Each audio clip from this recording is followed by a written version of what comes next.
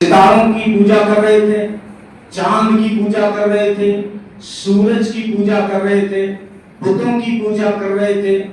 تو اب ان کو سمجھانے کے لیے کہا فَلَمَّا جَنَّ عَلَيْهِ اللَّيْلِ، ایک مرتبہ قوم کے بیچ میں ہی اور رات کا اندھیرا چھا گیا. فَلَمَّا جَنَّ عَلَيْهِ اللَّيْلِ، جب ان پر رات کا اندھیرا چھا گیا. فَلَمَّا رَأَىٰ كَوْكَبًا، ابراہیم علیہ السلام نے ستاروں کو دیکھا.